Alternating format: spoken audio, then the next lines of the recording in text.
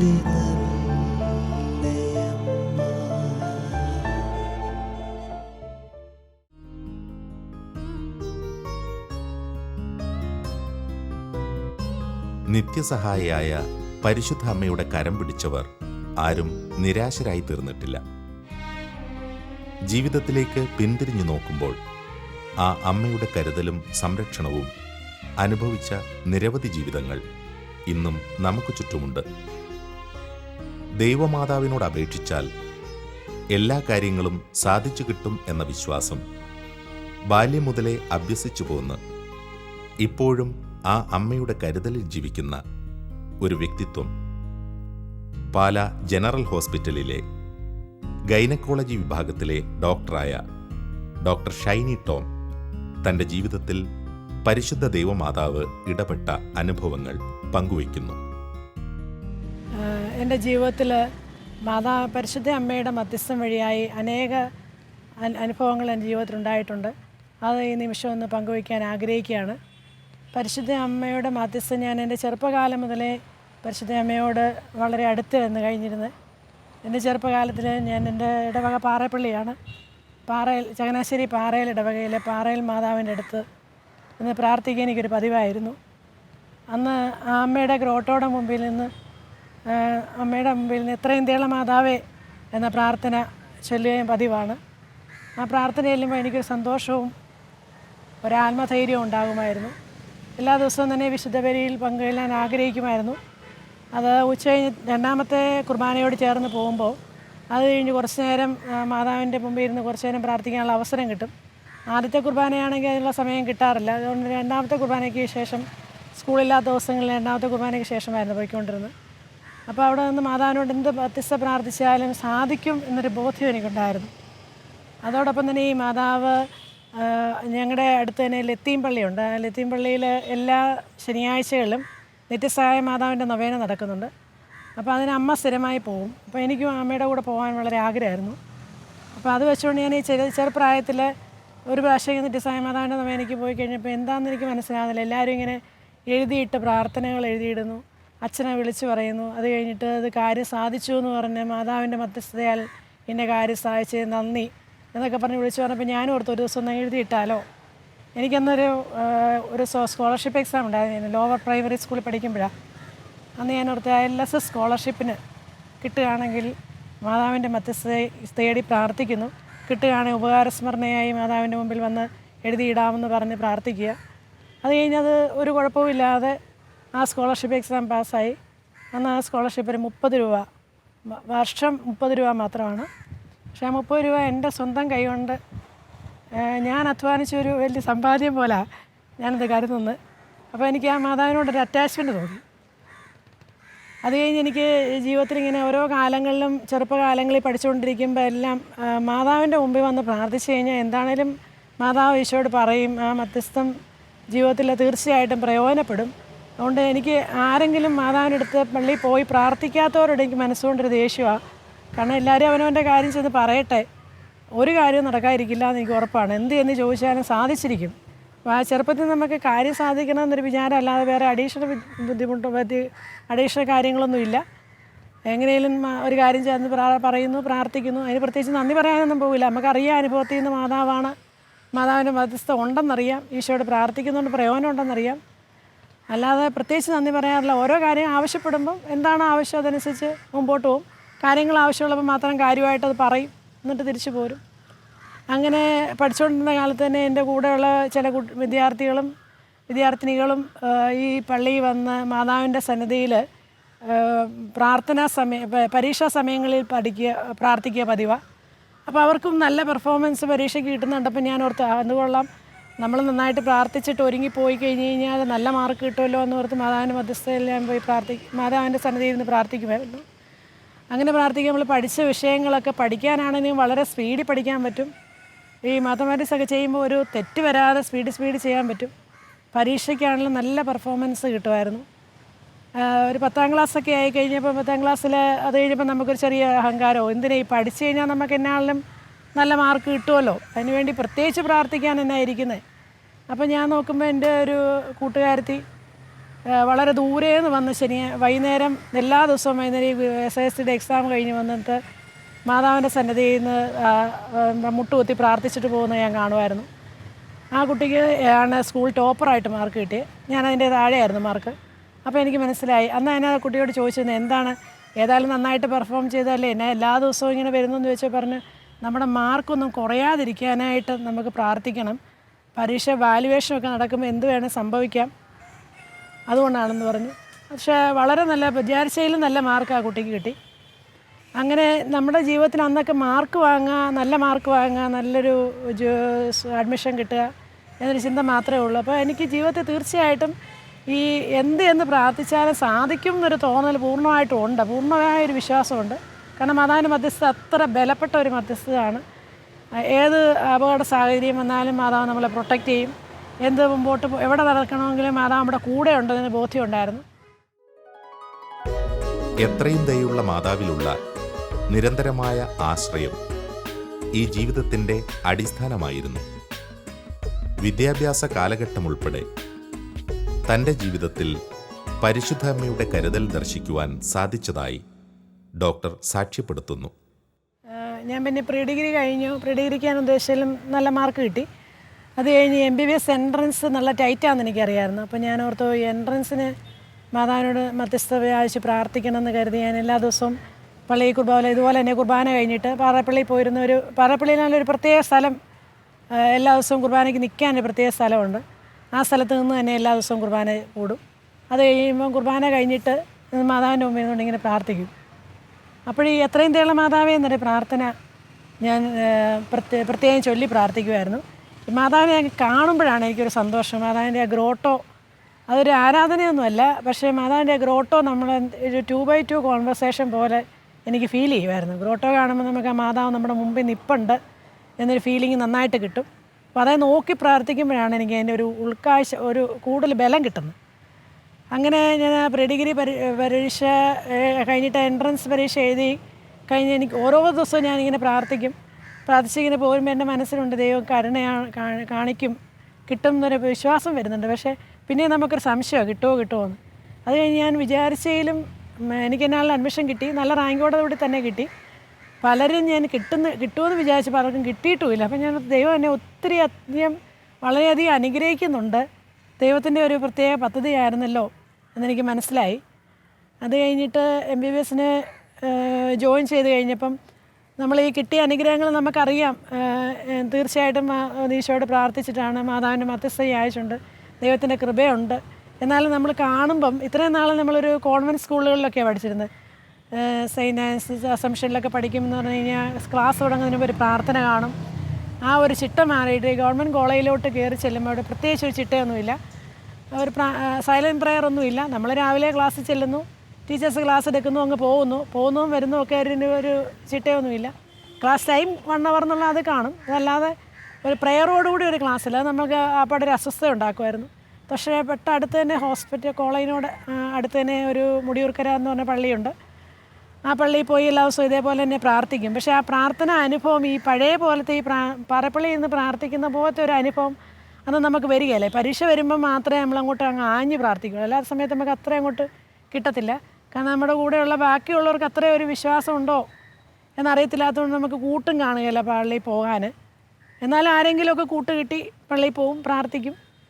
അങ്ങനെ MBBS കാലത്ത് ഇങ്ങനെ പഠിച്ചുകൊണ്ടിരുന്നപ്പോഴാണ് പല കുട്ടികളും നമ്മൾ പറയാൻ ഈ പള്ളിയിൽ പോകുന്നവരൊന്നും അത്ര വലിയ വിശുദ്ധരൊന്നുമല്ല, അവരത്ര നല്ലതല്ല. അപ്പോൾ നമുക്ക് തന്നെ ഒരു തോന്നൽ, ഇതന്നെ നമ്മളെപ്പറ്റി ഇങ്ങനെ പറയുന്നത്. അപ്പോൾ ഞാൻ പറഞ്ഞു, ഞാൻ വിശുദ്ധതയാകാനോ നല്ല ആകാനോ ഒന്നും അല്ല ഞാൻ പള്ളിയിൽ പോകുന്നത്, ഞാൻ എൻ്റെ കാര്യം പറയാനല്ലേ പോകുന്നത്. എനിക്കിപ്പോൾ പറയാൻ ആപ്പാടെ ഈശോയുടെ അല്ലേ ഉള്ളൂ, മാതാവിൻ്റെ മധ്യസ്ഥയായിരിക്കുന്നു എന്നുള്ളേ ഉള്ളൂ. എനിക്കത് ഒരു വിശ്വാസമാണ്, അതിനാണ് ഞാൻ പോകുന്നത്. അല്ലാതെ എനിക്ക് അതിനപ്പുറത്തോട്ടൊന്നും ഇതുവരെ അന്ന് തോന്നിയിട്ടില്ല. ഞാൻ പ്രാർത്ഥിക്കുന്നത് എനിക്ക് എന്തെങ്കിലും കാര്യം സാധിക്കാൻ, എന്താവശ്യം വന്നാലും ഞാൻ ഈശോയോട് പറയും. അല്ലാതെ എനിക്ക് വേറെ ലോകത്തുള്ള ഒരു വ്യക്തിയോട് പറയുന്നതിലും കൂടുതൽ ഞാൻ പറയാൻ താല്പര്യപ്പെട്ടിരുന്ന ദൈവത്തോട് മാത്രം. അപ്പോൾ അത് ഞാൻ തുടർന്നു കൊണ്ടുപോയി. അങ്ങനെ എൻ്റെ MBBS പഠനകാലം ഓരോ വർഷവും കഴിയുമ്പോഴും ഇപ്പോൾ ഇന്നത്തെയിലും ടൈറ്റാണ് എക്സാം പാസ്സാകുക എന്ന് പറഞ്ഞാൽ.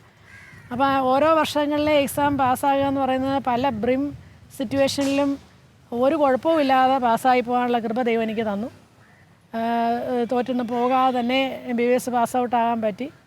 അത് കഴിഞ്ഞ് ഞാനിങ്ങനെ പ്രാർത്ഥിക്കുമ്പോൾ ഞാൻ ഓർക്കുന്ന എന്താണേലും എന്ത് കാര്യം ചോദിച്ചാലും ദൈവം തരും. അപ്പം വേണ്ടപ്പോൾ നമുക്ക് വേണ്ടതെല്ലാം കിട്ടും, അല്ലാതെ ഒരു കാര്യത്തിലും ഒരു ടെൻഷനില്ലായിരുന്നു. പഠനകാലങ്ങളിലോ അല്ലെങ്കിൽ ഇനി PG കിട്ടുന്ന കാര്യത്തിനോ ഒന്നും പ്രത്യേകിച്ച് ടെൻഷനില്ല. അങ്ങനെ കല്യാണ കാര്യത്തിനും ടെൻഷനില്ല. ദൈവം അതിനുവേണ്ടി ഒന്നും ഞാൻ ചോദിച്ചിട്ടില്ല.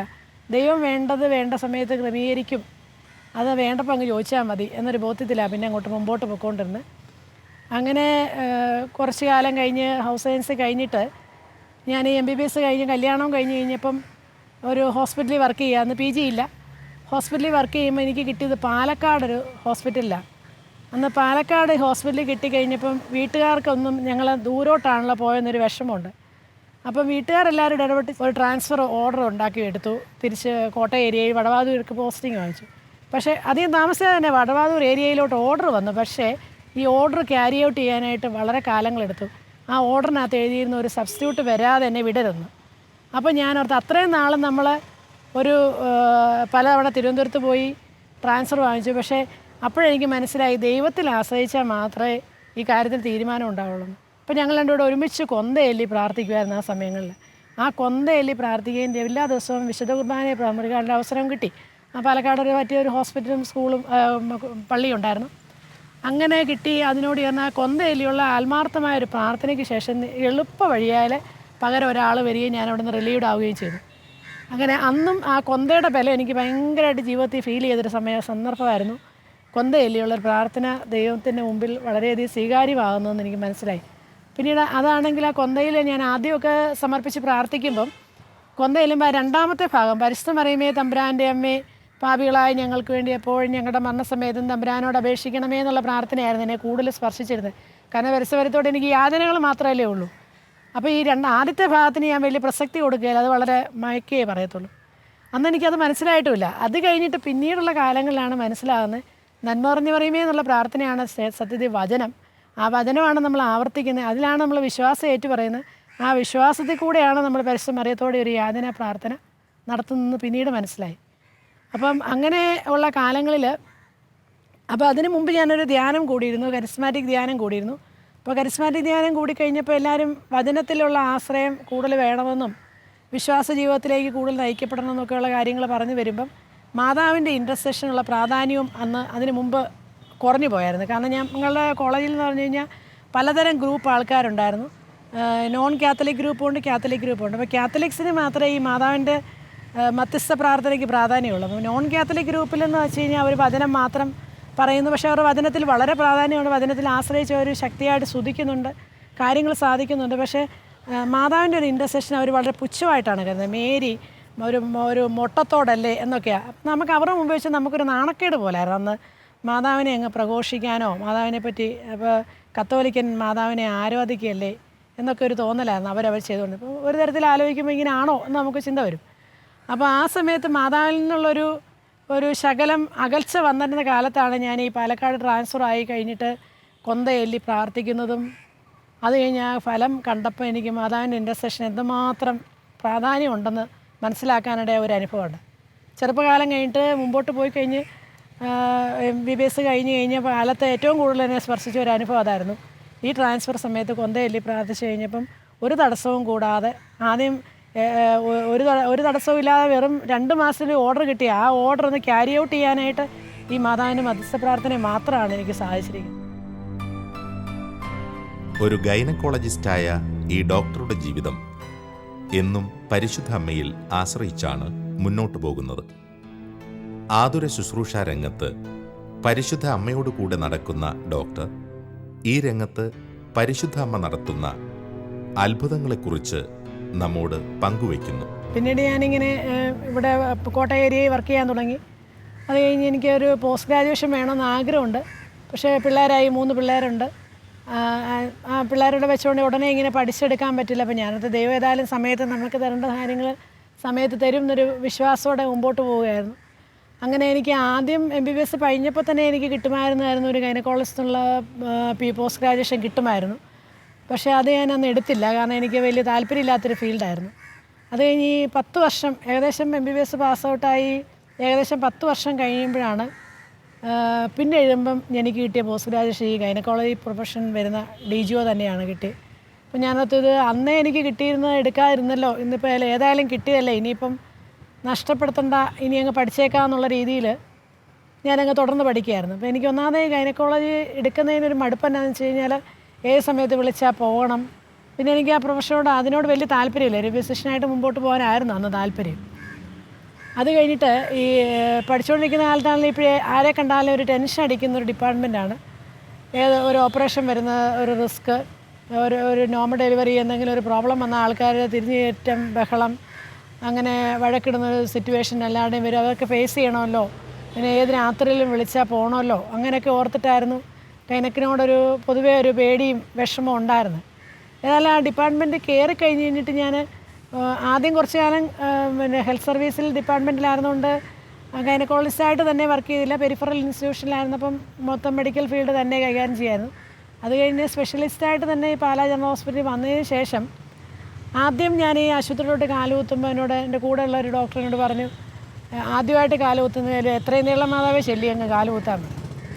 അപ്പോൾ ഞാൻ അപ്പം മനസ്സിലാക്കി ആ ഡോക്ടർക്കും എന്താണല്ലോ എത്രയും നീളം മാതാവയുടെ ബലം അറിയാമല്ലോ എന്ന് കരുതി. അപ്പോൾ ഏതായാലും അന്ന് മുതൽ എത്രയും നീളം മാതാവേ എന്നുള്ള പ്രാർത്ഥന എത്രമാത്രം ഫലിക്കുന്നു എന്ന് എനിക്ക് ഓരോരോ നിമിഷവും അനുഭവം ഉണ്ടായി. കാരണം അത് ഒരു അൺനെസസറി കോള് വന്ന് നമ്മൾ ഒരു അപകടസ്ഥിതി തരണം ചെയ്യേണ്ട ഒരു അവസരം ഒരിക്കൽ പോലും വരേണ്ട വന്നിട്ടില്ല. ഇത്രയും കാലത്തിനിടയ്ക്ക്, ഇത്രയും കാലം വർക്ക് ചെയ്തതിനിടയ്ക്ക് ഒരിക്കലും ഒരു പേഷ്യൻ്റ് ഒരു പ്രോബ്ലം വന്ന് എന്തെങ്കിലും ചെറിയ പ്രശ്നം വന്നാൽ അത് അവിടെ തന്നെ ദൈവം തന്നെ അത് ഇടപെട്ട് തീർക്കുമായിരുന്നു.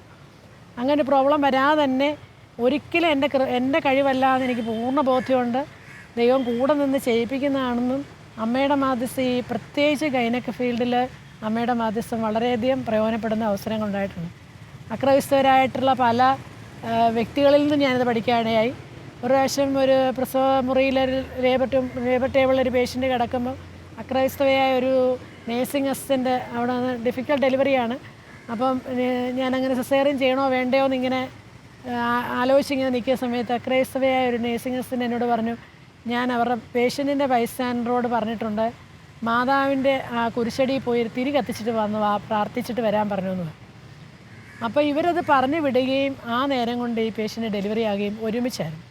അപ്പോൾ ഞാനോർത്ത് ഇത്രമാത്രം വിശ്വാസം ഇവർക്കും ഉണ്ട്, എന്നിട്ട് നമ്മൾ ഈ ക്രൈസ്തവരായിട്ട് ജീവിച്ചിട്ട് നമുക്കത് തോന്നിയില്ലല്ലോ എന്നെൻ്റെ മനസ്സിലന്ന് തോന്നി. അല്ലാതെ ഓരോ ആവശ്യങ്ങൾ വരുമ്പോഴും എൻ്റെ കൂടെയുള്ള ഒരു കോവർക്കർ ഡോക്ടർ എന്നോട് പറയാനും നമ്മുടെ കയ്യിലല്ലേ നന്മ നിറഞ്ഞ മറിയമേ സ്റ്റോക്കുള്ളത്, ഒന്നുകൊണ്ടും പേടിക്കേണ്ടെന്ന് പറയുമായിരുന്നു. അപ്പോൾ ഈ നന്മ നിറഞ്ഞ മറിയമേ എന്നുള്ള പ്രാർത്ഥനയുടെ ബലം ആ ഡോക്ടറിൽ നിന്ന് കേട്ടപ്പോഴും എനിക്ക് കൂടുതൽ ബലത്തിലേക്ക് വന്നു. അപ്പം ഇങ്ങനെ ഏതൊരവസരത്തിലും ഒരു ഡിഫിക്കൽട്ട് ഡെലിവറി ആൻറ്റിസിപ്പേറ്റ് ചെയ്യുന്ന പ്രതീക്ഷിക്കുന്ന കേസുകളിൽ നമ്മളൊരു എത്രയും നീളം മാതാവേ എന്ന പ്രാർത്ഥന, ഞാൻ ഇതിനു മുമ്പ് പൈകയിലും കുറച്ച് കാലം ഡെലിവറി എടുക്കേണ്ട രീതിയിൽ വർക്ക് ചെയ്തിട്ടുണ്ട്. അവിടെ ഞാൻ സിസ്റ്റർമാരുടെ കയ്യിൽ നിന്ന് ഇങ്ങനെ കേട്ടിരുന്നു എത്രയും നീളം മാതാവേ എന്നുള്ള പ്രാർത്ഥന ചെല്ലാൻ. അപ്പോൾ എത്രയും നീളം മാതാവേ എന്നുള്ള പ്രാർത്ഥന ചൊല്ലി നമ്മൾ ആത്മാർത്ഥമായിട്ട് മനസ്സിലാക്കിയ പ്രാർത്ഥന ചൊല്ലിയിട്ടാണ് ഒരു ഡെലിവറി അറ്റൻഡ് ചെയ്യുന്നതെങ്കിൽ ഒരു എത്രയും നീളം മാതാവേക്ക് കൊണ്ട് തന്നെ പേഷ്യൻറ്റിൻ്റെ ഡെലിവറി നടക്കും. അതല്ല ഒരു കൂടി വന്ന ഒരു 3 എണ്ണം മാക്സിമം ചെല്ലേണ്ട വരുള്ളൂ. അതിനിപ്പുറം തന്നെ അതിന് തീരുമാനം ഉണ്ടാകും. ഇനി അതിന് തീരുമാനം ഉണ്ടായില്ലെങ്കിൽ അതൊരു സിസേറിയനിലേക്ക് തീർക്കണം എന്നുള്ള തെളിവായിട്ടാണ് ഞാൻ മനസ്സിലാക്കിയത്. അത്രയും എനിക്ക് എത്രയും നീളം മാതാവിലൊരു ആത്മാർത്ഥമായ വിശ്വാസം തോന്നി. എത്രയും നീളം മാതാവേ എന്നുള്ള പ്രാർത്ഥന അതിൻ്റെ അർത്ഥത്തിൽ ശരിയായ അർത്ഥത്തിൽ പ്രാർത്ഥിച്ചു കഴിയുമ്പോൾ നമുക്കതിൻ്റെ ആ അനുഭവം യഥാർത്ഥത്തിൽ മനസ്സിലാക്കാൻ പറ്റും. അതുപോലെ രാത്രിയിൽ ഒരു കോള് വന്നാൽ ഡിഫിക്കൽട്ട് ഡെലിവറി ആണെന്നൊക്കെ പറഞ്ഞ നേഴ്സുമാർ നമ്മളെ ഹോസ്പിറ്റലിൽ നിന്ന് വിളിക്കുമ്പോൾ നമുക്ക് ആദ്യത്തെ ഒരു വിഷമം രാത്രി പോകണമല്ലോ എന്നുള്ള, പക്ഷേ അത് കഴിയുമ്പോൾ പെട്ടെന്നറിയോ ദൈവം വിളിച്ചെങ്കിൽ നമ്മൾ പോകണമല്ലോ, അപ്പോൾ അത് ഈശോയിലാണ് വിളിച്ചെങ്കിൽ ഏത് നേരത്തെ എഴുന്നേറ്റ് അങ്ങനെയുള്ള രീതിയിൽ എഴുന്നേറ്റിട്ട് ആദ്യത്തെ ഒരു മടി കാരണം ആദ്യം കുറച്ച് നേരം ഇരുന്നെങ്കിലും പിന്നെ ഒരു നിമിഷം ഞാൻ ഇന്ന് പ്രാർത്ഥിക്കും. എന്നിട്ട് ഈ മാതാവിനെ വിളിച്ചും എൻ്റെ മാതാവി മാതാവിൻ്റെ ഈ മധ്യസ്ഥം ആയിരിക്കുന്നത് എത്രയും നീളം മാതാവേ എന്നുള്ള പ്രാർത്ഥന ചൊല്ലി ഞാൻ അങ്ങോട്ട് പോയി കഴിഞ്ഞ് കഴിഞ്ഞാൽ മിക്കവാറും ഒക്കെ വഴി വെച്ച് തന്നെ പോകുന്ന വഴിക്ക് തന്നെ തിരിച്ച് ആശുപത്രിയിൽ നിന്ന് ഫോൺ വരും, കുഴപ്പമൊന്നുമില്ല ഡെലിവറി ആയി എന്ന് പറയും. അങ്ങനെയുള്ള അനുഭവം എനിക്ക് ജീവിതത്തിൽ ഈ ഹോസ്പിറ്റൽ വർക്കിംഗ് അറ്റ്മോസ്ഫിയറിൽ പല പ്രാവശ്യം അനുഭവപ്പെട്ടിട്ടുണ്ട്. അതുപോലെ ഏത് ഒരു സർജറി ചെയ്യുമ്പോഴാണേലും ഓപ്പറേഷൻ ചെയ്യുന്ന സമയത്ത് എൻ്റെ കൂടെ ഒരു എക്സ്പേർട്ട് കൂടെ ഉണ്ടെങ്കിൽ ഞാൻ ആ എക്സ്പേർട്ട് ഉണ്ടല്ലോ എന്നുള്ള രീതിയിലായിരിക്കും നിൽക്കുന്നത്. അപ്പോൾ ഞാൻ മനുഷ്യനിൽ ആശ്രയിക്കും. ആ സമയത്ത് ചിലപ്പോൾ ഒരു കോംപ്ലിക്കേഷൻ വരികയും അവരെ ആശ്രയിക്കേണ്ടതായിട്ട് വരികയും ചെയ്യും. അതേസമയം ഞാൻ തന്നെയാണ് ഒരു ഓപ്പറേഷൻ ചെയ്യുന്നതെങ്കിൽ ഞാൻ അവർക്ക് എനിക്ക് ആരുമില്ല, എൻ്റെ സഹായം ദൈവം മാത്രം. അമ്മയുടെ മധ്യസ്ഥത്തിന് ഞാൻ വഴങ്ങി കൊടുക്കുമ്പോൾ എനിക്ക് ഒരു പ്രശ്നമില്ലാതെ ആ ഓപ്പറേഷൻ കംപ്ലീറ്റ് ചെയ്യാനും പറ്റിയിട്ടുണ്ട്. അതാണ് എൻ്റെ ജീവിതത്തിൽ വർക്കിംഗ് അറ്റ്മോസ്ഫിയർ ഇങ്ങനെ ഓരോരോ നിമിഷങ്ങളിലും ഇതുവരെ നമ്മളെ നയിക്കുന്നതായിട്ട് കാണുന്നുണ്ട്. അതുപോലെ ഒരു ഈ പാലാ ആശുപത്രിയിൽ നിന്ന് എനിക്ക് കഴിഞ്ഞിടയ്ക്ക് ഒരു ട്രാൻസ്ഫർ ചങ്ങനാശ്ശേരി ആശുപത്രിയിലോട്ട് വന്നു. കാര്യം അവിടെയും ബുദ്ധിമുട്ടാണ്, നമ്മളവിടെ വർക്ക് ചെയ്യേണ്ടതാണ്. എന്നാൽ എനിക്കിന്ന് അന്നത്തെ ഒരു പ്രത്യേക സാഹചര്യത്തിൽ എനിക്ക് അവിടെ വർക്ക് ചെയ്യാൻ മേല. അപ്പോൾ ഞാൻ ഓർത്ത് എന്ത് ചെയ്യണം ദൈവമേ, ഞാൻ പോകണമെങ്കിൽ പോകാം, അങ്ങനെ ഒരു സാഹചര്യത്തിൽ ഞാൻ വേണ്ട ചങ്ങനാശ്ശേരി തന്നെ പോയേക്കാമെന്നൊരു ജീവിതത്തിൽ നിന്ന് കഴിഞ്ഞപ്പം പലരും വഴിയായിട്ട് ദൈവം തന്നെ എന്നോട് പറഞ്ഞതാണ്, അതിനുവേണ്ടി ഒരു ശ്രമം നടത്ത്, അവരോട് ചോദിച്ച് നോക്ക്, ഇവിടെ തന്നെ വർക്ക് ചെയ്യാനുള്ള അവസരം കിട്ടും. അപ്പോൾ ഞാനോർത്ത് ഇത് മിനിസ്ട്രി ലെവലിലൊന്നും എനിക്ക് ആരെയും പരിചയമില്ല, അവരെയും പിടിച്ച് നടക്കില്ല. പക്ഷെ ഞാൻ എന്ത് ചെയ്ത് കഴിഞ്ഞാൽ എനിക്ക് ആ ഒരു മാതാവിൻ്റെ ഒരു ബലം ഉണ്ടല്ലോ എന്നുള്ള രീതിയിൽ കൊന്തയേലി പ്രാർത്ഥിച്ചുകൊണ്ടാണ് ഞാൻ മിനിസ്ട്രി ഓഫീസിൽ കാണാൻ ചെല്ലുന്നത്. അപ്പം മിനിസ്ട്രി ഓഫീസ് ചെന്ന് കഴിഞ്ഞപ്പോൾ ഒരു തടസ്സം കൂടാതെ കാണാൻ പറ്റുകയും ഞങ്ങളുടെ ലെവലിലെ ഹെൽത്ത് സെക്രട്ടറി കാണാൻ പറ്റുകയും ഹെൽത്ത് സെക്രട്ടറി എനിക്ക് പിന്നെ തുടർ നടപടി പാലായി തന്നെ വർക്ക് ചെയ്യാനുള്ള സൗകര്യം ഒരുക്കി തരികയൊക്കെ ചെയ്തു. അപ്പോൾ അങ്ങനെയും എനിക്ക് അത് പോകുന്ന വഴി മുഴുവൻ എനിക്ക് അന്ന് പോകുമ്പം ഞാൻ ഒറ്റയ്ക്കാണ് പോകുന്നത്. അപ്പം ഞാൻ തിരുവനന്തപുരം വരെ ഒറ്റയ്ക്ക് പോകണമല്ലോ, എനിക്ക് ആരെങ്കിലും കൂട്ടുണ്ടാകണമല്ലോ എന്ന് ആദ്യം ഞാൻ കരുതിയെങ്കിലും പിന്നീട് ഞാൻ ഓർത്ത് ഒറ്റയ്ക്ക് പോവുകയാണെങ്കിൽ ഒരു ഗുണമുണ്ട്, ഒന്നുമല്ലെങ്കിലും നമുക്ക് പോകുന്ന വഴിക്ക് പ്രാർത്ഥിക്കാം. പിന്നെ ഒരു കൊന്തയുണ്ട്, ആ കൊന്ത ഫുൾ ടൈം എനിക്ക് ആ കൊന്ത ചൊല്ലി അവസാനം വരെ ആ 3-4 ജപമാലയും ചൊല്ലി പ്രാർത്ഥിക്കാനും ഒരു കർണക്കൊന്ത ചെല്ലാനും പിന്നെ ഒരു ശുദ്ധീകരാത്മാക്കൾക്ക് വേണ്ടിയുള്ള പ്രാർത്ഥന എല്ലാവരും സാധിച്ചു അങ്ങോട്ട് പോകുമ്പോൾ. അതുകൊണ്ട് എനിക്ക് അവിടെ ചെന്ന് കഴിഞ്ഞപ്പോൾ വളരെ ഈസി ആയിട്ട് അവരെ കാണാനും കാര്യങ്ങൾ നടത്താനും തിരിച്ചു വന്ന വഴിക്ക് ഞാനന്ന് മനസ്സിൽ പ്രതീക്ഷിച്ചൊന്നുമില്ല എൻ്റെ കാര്യം സാധിക്കുമെന്ന്. പക്ഷേ തിരിച്ച് ഞാൻ വന്ന് ഫോൺ ചെയ്ത് നോക്കിയപ്പോൾ എൻ്റെ കാര്യം സാധിച്ചിരിക്കുക. അങ്ങനെ ജീവിതത്തിലെ ഓരോ ചെറുതെന്ന് നമ്മളിത് കഴിയുമ്പോൾ നമ്മളോർക്ക് ചെറുതാണ്. അതിന് മുമ്പ് നമ്മൾ ആ ഒരു ബുദ്ധിമുട്ടുകൾ തരണം ചെയ്യുന്ന സമയങ്ങളിൽ ഇത് വളരെ ഡിഫിക്കൽട്ട് സിറ്റുവേഷനാണ് ഫേസ് ചെയ്യേണ്ടി വരുന്നത്. അപ്പോൾ നടക്കുമോ നടക്കത്തില്ല എന്നൊരു വിഷമം നമ്മുടെ മനസ്സിലുള്ള സമയത്തും എന്നാണെങ്കിലും ദൈവമല്ലേ എല്ലാ കാര്യത്തിലും ഇടപെടുന്ന എന്നൊരു പൂർണ്ണ ബോധ്യം തരാൻ എനിക്ക് തോന്നുന്നു എൻ്റെ അമ്മ ഈ മാതാവിൻ്റെ മധ്യസ്ഥ എനിക്ക് ഒത്തിരി പ്രയോജനപ്പെട്ടിട്ടുണ്ട്. നമ്മൾ മാതാവിനെ വിളിക്കാത്ത സന്ദർഭങ്ങളിലും മാതാവിൻ്റെ മധ്യസ്ഥ യാചിക്കാത്ത സന്ദർഭങ്ങളിലും മാതാവിന് ആരിൽ നിന്നും ഒരു ക്രെഡിറ്റും വേണം എന്നെനിക്ക് തോന്നുന്നില്ല. മാതാവിന് ആരുടെയും ക്രെഡിറ്റ് അല്ല ആവശ്യം. മാതാവിന് ഈശോയിലേക്ക് നമ്മുടെ നോട്ടമാണ് ആവശ്യം. ഈശോയെ കാണണം എന്നുള്ള ഇത്രയും ത്യാഗം നമുക്ക് വേണ്ടി മാതാവ് സഹിച്ച് ഈശോയെ നമ്മൾ ഉൾക്കൊള്ളാൻ മാത്രമല്ലായിരുന്നോ. അപ്പോൾ ആ രക്ഷയ്ക്ക് വേണ്ടി തയ്യാറായ ഒരു മാതാവിനെ എന്നും നമ്മൾ വണങ്ങണം, ആദരിക്കണം എന്നാണ് എനിക്ക് പറയാനുള്ളത്.